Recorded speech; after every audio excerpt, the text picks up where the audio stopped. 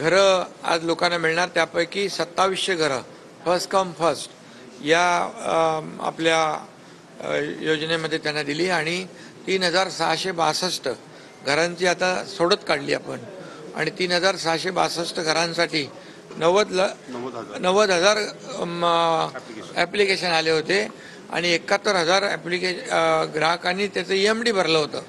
म्हणजे मागणी किती पटीने जास्ती आहे हे आपण इथं पाहतोय.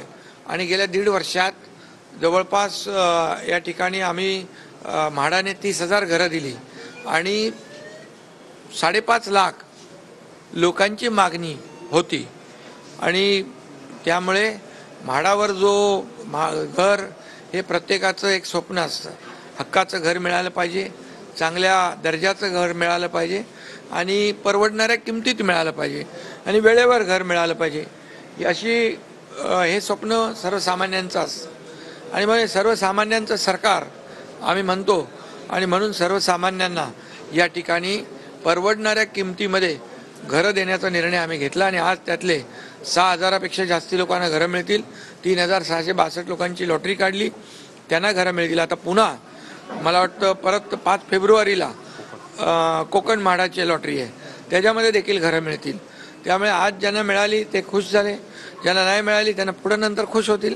ही निरंतर प्रक्रिया सुरू राहणार आहे, कारण म्हाडाचं नवीन धोरण देखील आम्ही आणतोय आणि त्या धोरणामध्ये affordable housing, affordable rental housing, working woman housing, hostel आणि त्याचबरोबर सिनियर सिटीजन साठी घरं आणि त्याचबरोबर स्टुडंट हॉस्टेल जे आहे आणि स्टुडंट हॉस्टेलसाठी देखील त्या हाऊसिंगमध्ये नवीन धोरणामध्ये त्या पॉलिसीत देखील त्याचा अंतर्भाव आम्ही करतोय.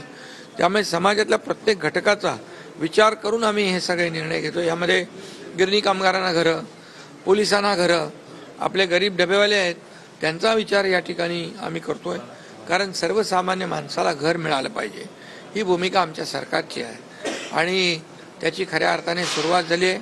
आदरणीय प्रधानमंत्री महोदयांचं देखील सर्वांसाठी घरं ही एक जी काही योजना आहे याचा देखील फायदा आपल्या राज्यामध्ये होतोय लोकांना. पंतप्रधान आवास योजना यामध्ये राज्य आणि केंद्र सरकार मिळून ही योजना आम्ही पुढे नेतोय.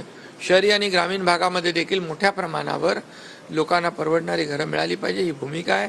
आणि रखडलेले जे प्रकल्प आहेत, मग ते झोपडपट्टीचे असतील, म्हाडाचे असतील, इतर धोकादायक इमारतींचे असतील, ते देखील आम्ही मार्गी लावतोय. त्यामध्ये देखील जे डेव्हलपरने 20-25 वर्षापासून प्रकल्प सोडून दिलेले आहेत हे असे प्रकल्प आम्ही SRA, MHADA, MMRDA, CIDCO, MIDC आणि